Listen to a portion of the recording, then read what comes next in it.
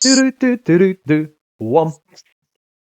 Good evening and welcome to another episode of Battleboard, where Alatar does the cool wall.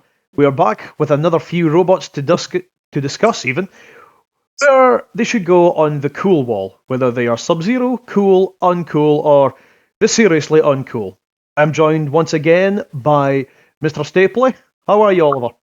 I'm doing well, thank you. I'm looking forward to getting back into this again. Last time we ended up with Spawn of Scudder in Sub-Zero, and we threw another few robots into Uncool and Cool, but I'm hoping we get something seriously uncool this time. Me, Just so we can get the full spread. or at least something that's going to be really controversial. Anyway, let's get to the meaty bits. I have the envelope here again, still filled with names. We're going to continue off, and we're going to start with Series 1 Champion Roadblock. Oh, yeah, that's a again. It's to suddenly come up with an opinion on these things. I think Roadblock is pretty neat. It was doing a fairly what turned out to be quite a safe route in doing that sort of wedge. Um, on Series 1, while a lot of designs were still trying to work out what to do. And the repurposed road sign is just iconic, isn't it? Definitely. I loved how they just had the sign, or they found the sign, and it's like, yeah, that'll do. Classic cheese wedge. I mean, well, this is what pioneered the cheese wedge. In the UK, it would have been, yeah. Of course, you would have had. What's the battle box? Robot Wars. La Machine. That's the one I'm looking for. Machine. La Machine. And the Loner Bot. Also forgotten the name on the long grey low wedge from Series 1. Oh, Grunt. That's the one. So the idea was around. Yeah, sort of in the sort of Thunderchild stable of robots. But yeah, certainly as far as the UK has gone, as the scene has developed in those early days, that really cemented wedge is the way to go. Which, of course, nowadays it just seems to be hinged forks to get under an opponent, rather than just have the entire shell be a cheese. As things change over time, it's still the same basic concept. Get my opponent underneath, on top of me, and get underneath them and take control. And that's pretty much what Roadblock did. You know, it had a circular saw at the back, but he wouldn't necessarily have known it. I was going to say it did have that circular saw, which it didn't really utilize until I think Series 2. It just really used its wedge mostly. And that first flip on Kilotron. I mean, yes, that's nothing compared to what robots can do nowadays. But back then, just seeing another robot being able to tip another, or one robot tip another over, was just something to behold. And then the absolute culture shock, of course, that was Chaos 2 coming along and actually launching things for the first time. Oh. But yeah, up until that point, it was the robot to beat. Mm-hmm. And it would only get beat in the grand final. So it still had a lot to show when it came back to defend its title. But is it cool though? That's the question we got to ask ourselves. I think there is an inherent coolness to sort of the 90s grunge, and for the time it was. I mean, we've said before, this was when people were still trying. They were trying to work out what sort of worked, and back then, a lot of robots were made from wood. They're still being made. Some guy who entered a wooden beetle into a recent-ish Bristol event called Chain Bastards. I'm gonna have to look that up. Wooden robot with a chainsaw. Talk about going back to the grungy days. And going back to the grungy days, Roadblock. I think it is one of those, and partly it being the champion helps, but the look of it, it's one of those sort of standout identities from that first series. You've got Nemesis, Roadblock, really, I would say the top two. I would say definitely within the top two, but then you would also need to include things like Mortis. You would, yes. As well. But on the subject of Roadblock, is it cool? I think if somebody says to me, "Oh, my favourite robot is Roadblock," I think, no, you're just trying to be a bit hipster and a bit of a contrarian and a bit out there, just picking something that's different. So maybe that hurts it a little bit. For its time, yes, this thing was really cool. It was cool to see it go through the gauntlet, through the trials, and even through the battles. Compared to nowadays, it wouldn't last half a battle. It wouldn't, but is it coming round to be cool again? Now that the sport has evolved so far, removed from this, is there perhaps a yearning or a longing for the simpler times when it was just wooden boxes covered in tinfoil bumping into each other, and there was a little bit more creativity and a lot less try-hardiness, perhaps? You can still get creativity, and but the culture is a lot different. Mm-hmm. And I don't really remember another robot having a road sign or armor. It's instantly iconic. I still look at road signs even now. If I see a sort of road ahead closed, I think, yeah, Roadblock. Every time I see like a wheel hub, I think corkscrew. It's a Chromalot. Yeah. Either corkscrew and Chromalot, or if you get sort of very specific and sort of the mini moke hubs that Thermidor used. Mm. But we're just nerds. That's the way it goes. But I think we should decide. Where do you think Roadblock should go on the cool wall? I can't find the strength of feeling to put it in Sub-Zero, but I can't find it in me to put it in Uncool. So I think it's got to go squarely into cool. It's got that retro charm to it. Obviously, it was fairly innovative as well, as at least as far as the UK scene goes. For being a ground scraping wedge, it sounds simple, but you have to start somewhere. And somewhere it did.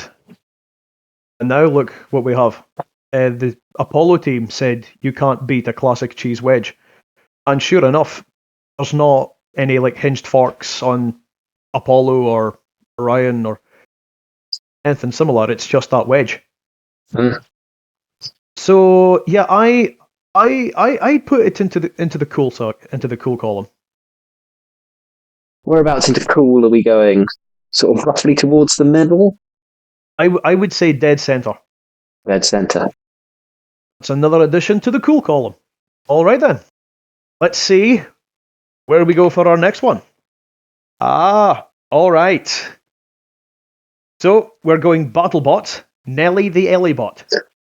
Ooh, that's an interesting one. I'm surprised that that is a BattleBot that your dad went for. It is. I should mention again that the names that I'm picking out of this envelope were picked from my dad's mind. When we went to, because we only started going to RoboNerd just a few years ago. I think it was back in 2000. Was it 20? Was it 21? We first went to, and we actually saw Nelly the Ellybot there. Yes.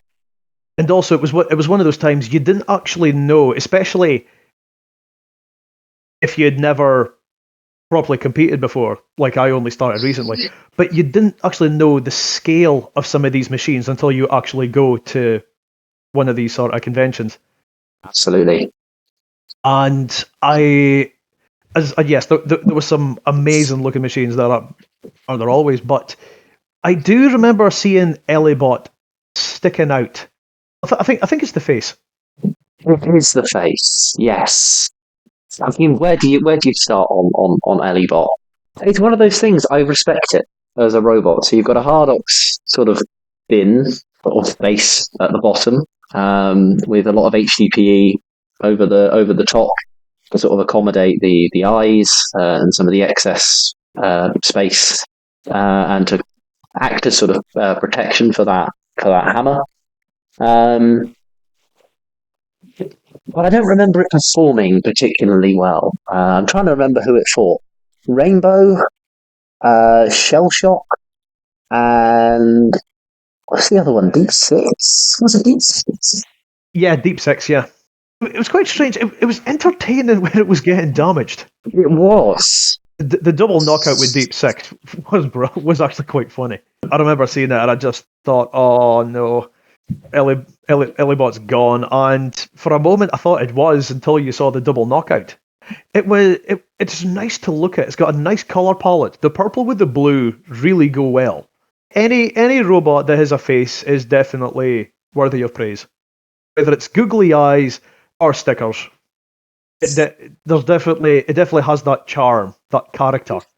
It's easy. It's an easy way, but to add some another layer to your robot. As somebody who has faces on my robots before, it does work. It does work. If it ain't broke, don't fix it. Of course, the elephant now has been sold and moved overseas. It's now owned by Mr. Psycho. I think the intention is to get that running at some point under a different guise. I'm not sure what it will be called or how it will look or where it will perform, but the robot's not over yet. The engineering behind it strong enough for it to continue. I will be honest though, it's not a robot I find myself liking that much. And I think partly it was an unimpressive performance. And also the meme culture that surrounded the robot for a while got a little bit tired towards the end. It hurts it. If you say you're a fan of Nelly the Ellibot, I mean, I respect your opinion, but I respectfully disagree. Like you said, it wasn't a great performer. It was mostly entertaining, being damaged. It's like the discussion with Splinter. You can have a really good looking robot. You can have an effective robot, but you can only remember it for its losses. If I was to say judge just now, I'd probably put it in the uncool.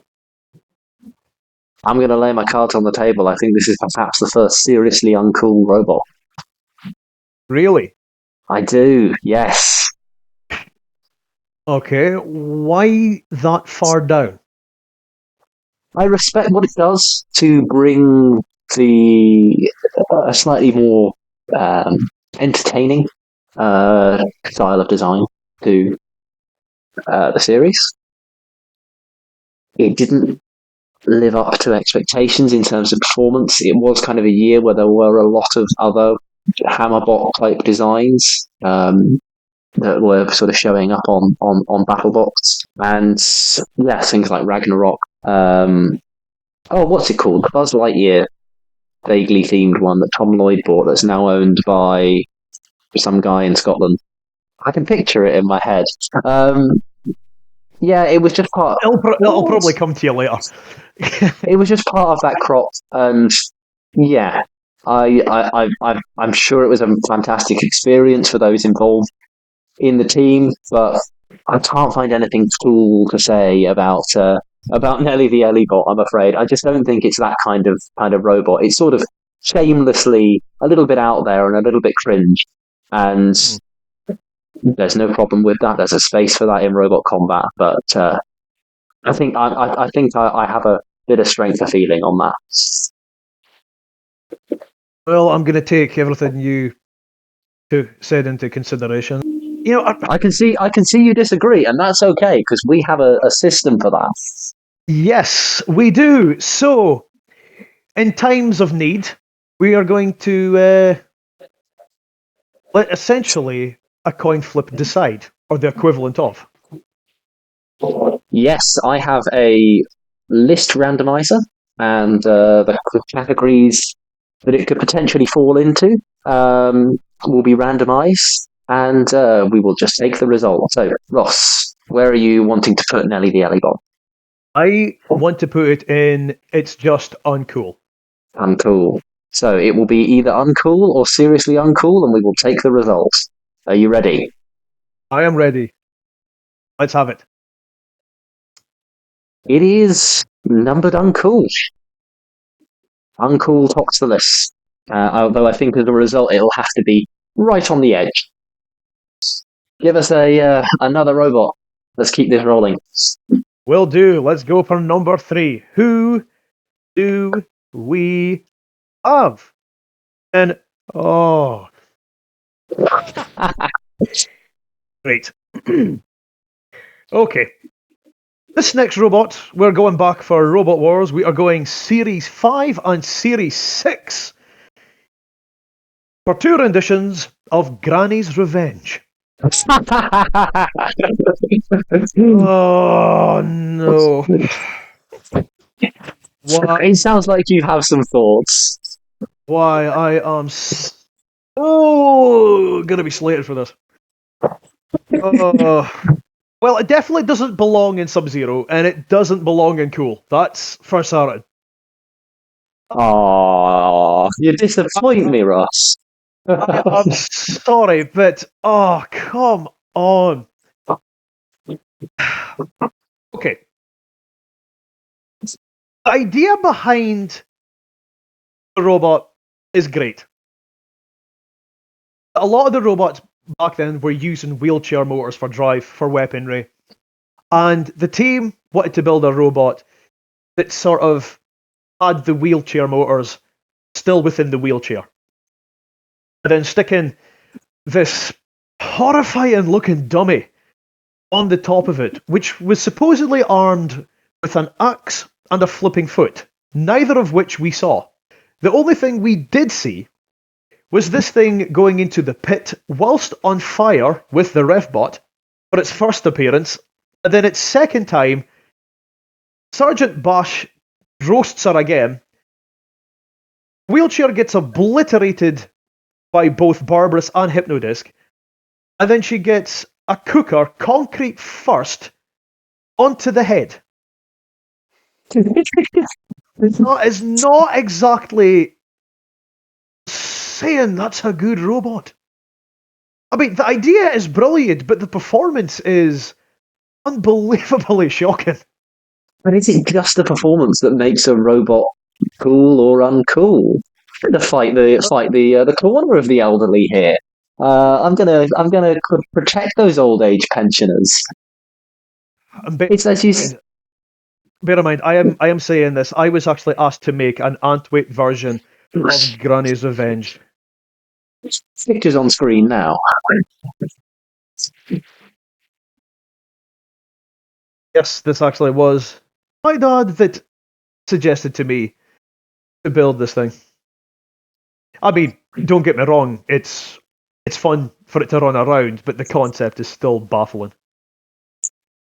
Right. I think a robot can have a concept that isn't necessarily competitive, and still it brings something of value to the table. Case in point, Weight robots, Slingbinder and Topper Scare, by friend of the podcast Team Lucky Animal, by James. Takes random household items, in this case a ring binder and a Tupperware, and repurposes them into robots.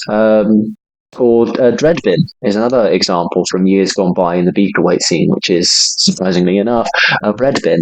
I think there's something fun about, or more recent example, Fisher Slice, the pull along telephone. I think there's something fun about repurposing everyday items and seeing them get ripped apart in the arena. I think it shows the strength and power of combat robots, because it's an item that we already hold in our hands that's not specialized for the task. And it shows how well the other robots, or how powerful the other robots around it really are. And we remember Granny's Revenge. We remember it as this funny, it's a mannequin that's on fire in a wheelchair that's just going to get tipped over. I think that was the intention. I don't think the intention was for it to win. If it was, then it failed miserably. Yeah. But yeah, I'm gonna fight the Granny's corner here. All right then. We're wanting something controversial. Here we go. Let's dance. Right. I see what you mean. But like with Stingbinder, Dreadbim, even Red Dead Redemption, they're all somewhat competitive. Therefore, bringing in that extra level of entertainment. I find that if you're just going to put something in just to be destroyed, it's fun, but at the same time, I'd like to see a bit more action, I would say. I mean, a flaming mannequin going down the pit of oblivion isn't enough action for it. It is, but it was just, it didn't put up a fight. I mean, it fought Axaw, which run into it, used its axe once, and Granny's Revenge died. If the fight lasted a little bit longer, then fair. If it went up against something like Wheelie Big Cheese and Wheelie Big Cheese launched it like it did with Axaw, that would be classed as somewhat entertaining. But the fact that it was just kind of over and done with is kind of a bit stale. I'd like a little bit more. You know, this is a sport of robot combat, as in they actually physically engage. Whereas Granny's Revenge essentially just went in, got wrecked in a blaze of glory, and that was kind of it. It was gratuitous violence, and I think I agree with you. If a robot does just show up and immediately die, doesn't matter how interesting it is, it's always going to leave a little bit of a sense of disappointment. But, having said that, that's where the house robots came in. That's where the classic war arena and this slightly cheaper level of heavyweight was. It was okay to destroy it with a cooker. And I think the show provided that level of entertainment for just about every robot, but especially Granny's Revenge, because it's this anthropomorphized mannequin getting crushed by a block of metal, glass, and concrete. You could say the same for Conquering Clown, but at least that put up a bit of an effort before it got trashed. I hear you. Was Nickelodeon. I hear you. It went into the Annihilator and lasted, was it 3 rounds? Before it was dead and then placed over the flame pit. But that was entertaining. Because it put up a good fight before it died. Based on all of that, then, based on all of that, where would you want to put Granny? I think I'm going to stick to my guns. For what I said. The entertainment was there. I just think the combat could have been a bit more. It would have been more fun. You want a more of a complete package. Yes. So I'm wanting to put Granny, and I'm gonna get a lot of stick for this, I know, into the uncool. Into the uncool. Yeah. So you're recognizing some coolness with her, but not enough. Exactly, yes. My thoughts I don't really know. I'm going to be honest, because I hear your points. But I also think that Granny is fantastic. And gratuitously so. Um, I think it's a really nice piece of, a really clever piece of design work to say, oh yeah, we've got these wheelchair motors. Let's just use a wheelchair and put a mannequin in it. That's a bit of genius. I appreciate it. I really do. And I'm actually debating whether or not I say that Granny's Revenge is Sub-Zero. The look of despair on your face. You can't see this, viewers.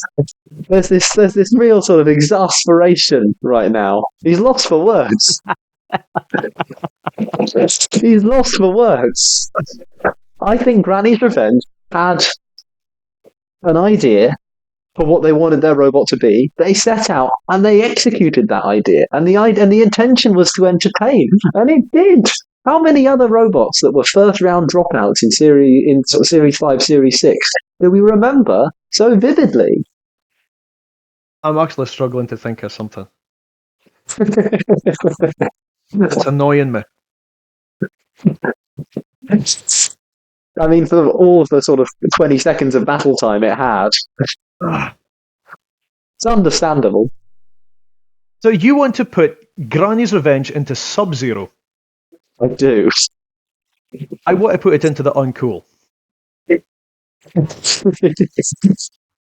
So, it could potentially end up in cool, uncool, or Sub-Zero. Put it into the decider then. Let's get an answer. Well, we've ended up with cool anyway, so straight down the middle it goes, into cool. So I think it can sit roundabout level with Robo Chicken as a fun robot. Yeah. I'd be okay with that. Robo Chicken would be slightly higher. On to Robot 4 for this episode. What else has your dad given us? Oh, this is going to be interesting. Let's see. Okay, we've actually touched on this one. It's Killertron. Killertron. Oh, okay. Okay, do you want to go first? I think Killertron is maybe an underrated robot. It stuck around for sort of far past the period of which it was particularly effective, but it went the distance near enough in the early series. The recycled bin lid was strong enough in the early series. The rocking around on the wheels, well, I think was the sort of staggered wheel pattern that it had. I think was actually quite innovative for dealing with the trial stages and the gauntlet that you had to early on. And yeah, the pickaxe it swung. I think it's I think it's an iconic robot from the early series, and it's also a pink robot, and we don't get nearly enough of those. Probably a reason for that. But hey, I'll get Ryan Bratley in here. No, nothing wrong with a pink robot. Whatever colour works for you. I mean, honestly, it was the pink that stood out with Killertron. A lot more than the orange did. You mentioned Killertron, immediately your mind will go to the pink version. Series 1 and Series 4. Yes, I believe it was. By Series 4, it was really outclassed, really outdated. It got to the Heat Finals in Series 1, but then made it to the Grand Final in Series 2. It did. And I absolutely loved how it won against Behemoth. It wasn't just a simple case of a wedge going in underneath. Killertron actually had to use its axe to sort of rock back and forth and then tip Behemoth over. Which was a brutal and brilliant tactic. The fall design itself, to be able to get through the gauntlets, to get past the ramps and the screws, its design really helped, the way it rocked. Okay, its axe wasn't the best, but clearly it was enough to deal some damage. And as we said, Absolutely. it absolutely caved its head in. I think the weight that was in that pickaxe blade was more than enough to deal damage to the early series armor. Yeah. I mean, that's going back to like what we said about recycled stuff. It's a wheelie bin lid. Brilliant idea. Great idea. I absolutely loved Killatron. It was great to look at, really entertaining through the trials and the fights. I'm willing to put this high. I'm willing to put this high as well. Are you aware of the successor robots to Killatron that never made it to the TV show? Because there were two. There was a Killatron 2 that is a lot more of a sort of Dominator in shape. Okay. That was built and failed to qualify for Series 5. And then that was followed up with a concept for a robot that I don't believe was ever built for Series 7, which basically took the pickaxe shape and stuck it on that pointy robot design that they had for Series 5 as a spinner, a horizontal spinner called Spinatron. I'm to look this up. I've never. I'm sending you the images now. Wow. That's different. Okay. Which I think is what you can say most about Killatron, is it was different. Really different, and for that reason, memorable. I'm looking at what we've got in Tool. I'm looking at Big Brother, I'm looking at Robo Chicken, I'm looking at Roadblock, and I'm looking at Granny's Revenge. Yeah. And I'm tempted to put Killatron above them all. So am I. I want to put the original Killatron into Sub-Zero. I agree with you. I agree with you. As we've said, great design, vastly improved. Okay, a little outdated by Series 4, but the idea was still there. It was tough enough. It looked good. And yeah, put it in Sub-Zero. That sounds good to me. That sounds really good to me. So I believe we have one more robot to cover. Yes, we do. So, from the envelope of truth, we have Stinger. Stinger. Oh, hello. Obviously starting out in a very disappointing battle with Mace in Series 3, all the way through to, losing to 13 Black in Series 6. All right. So, Stinger. Well, if we ignore its first battle, and we ignore the pizza cutter weapon. Yeah. This was actually a decent machine. I mean, in fairness, what I will ask is, how on earth was it seeded for Series 4? A lot of barrel scraping from the producers. I think so. What I'm actually trying to understand, now you've mentioned it, Stinger was seeded...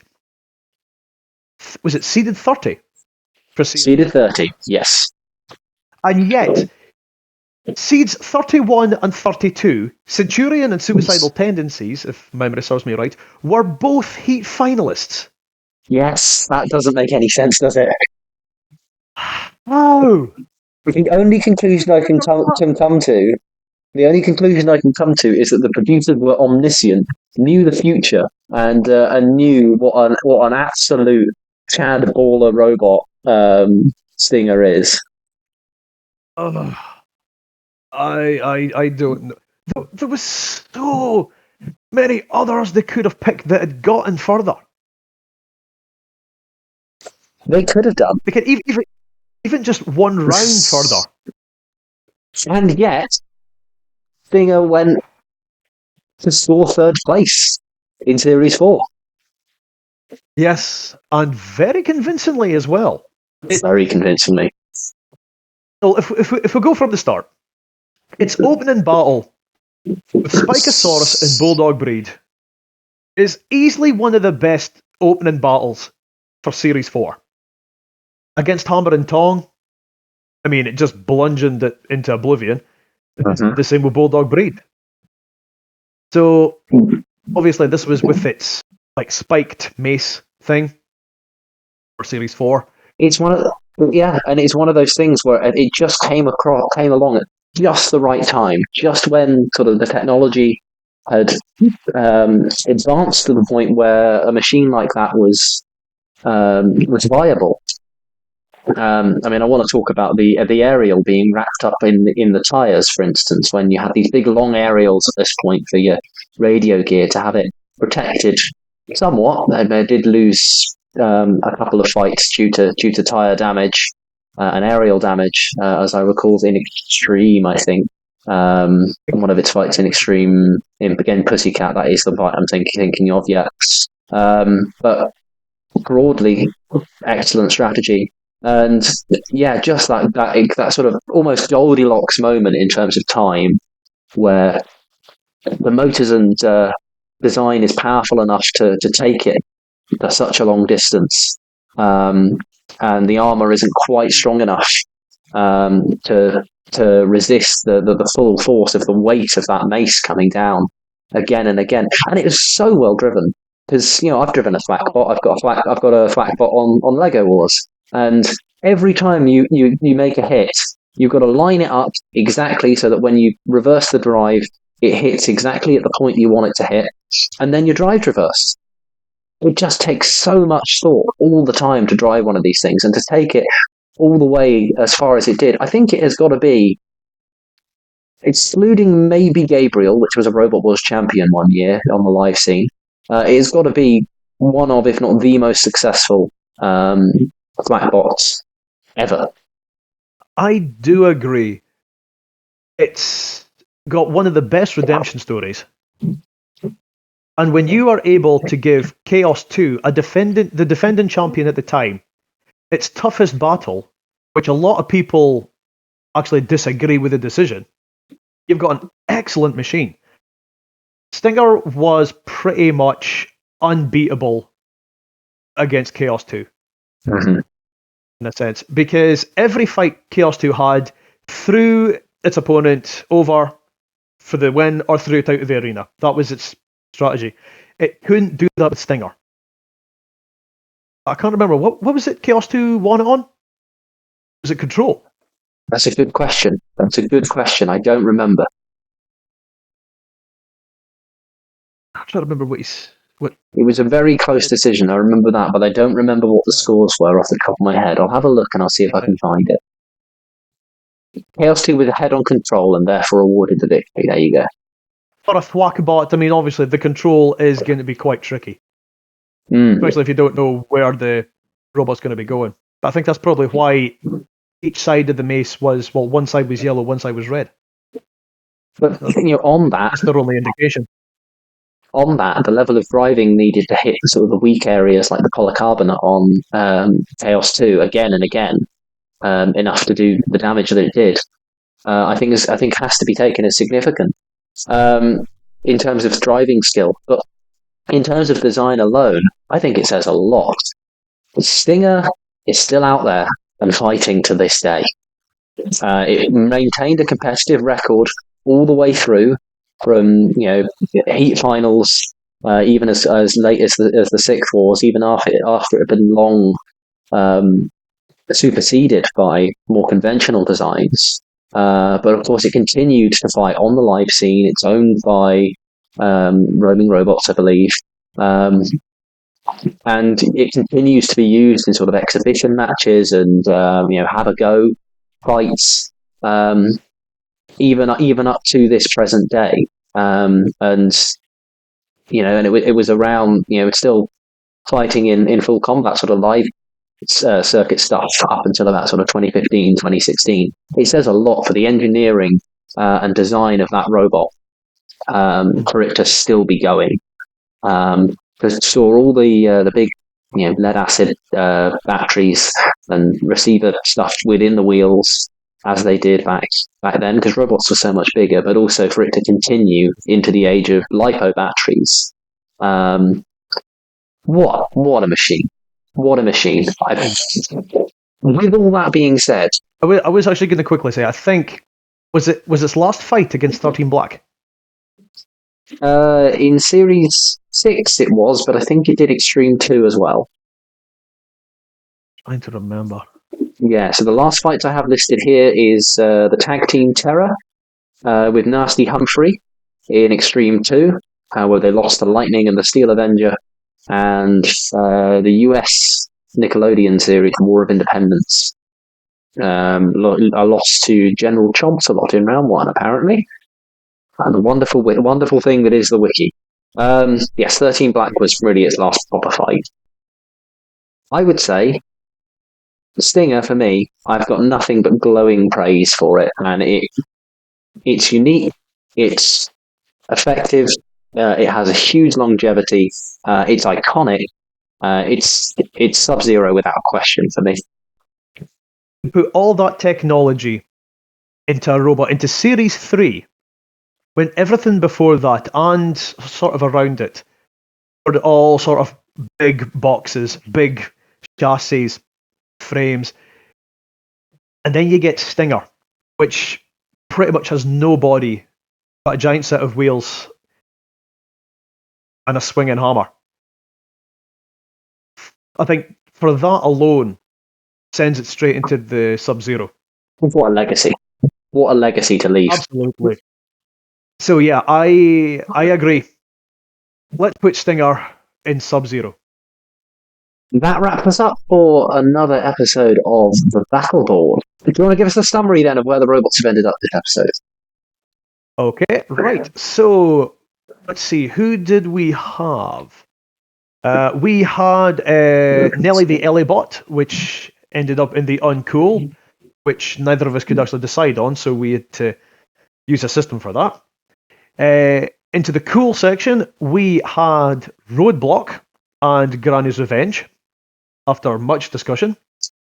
And in the Sub-Zero column, we have Killertron, and just now we've put Stinger. And I don't think that there's a better place for it, actually. No, neither. Although feel free to disagree with us in the comments or submit your own rankings of these things and let us know what we've missed. That'd be very much appreciated. But I hope you've enjoyed it. And thanks again, Oliver, for joining me for this discussion. It's been great fun. No worries at all. That leaves us with another 10 robots from your dad. I wonder what those will be. Oh, that's going to be interesting. I'm a little bit worried of what he's got in store, although, mind you, there's probably one or two he's definitely got. So, thanks again, Oliver, for joining in. It's been great fun, and hopefully, thanks for having me. Or here for you in the next cast. Thanks so much for listening. Hope you've enjoyed this. Like Oliver said, if you have any ideas on our rankings, any thoughts on our rankings, or anything you want to add, anything we might have missed, or whatever, please put them in the comments. We'd love to read them. Anyway, thanks very much for listening. We'll see you again in the next one. Goodbye.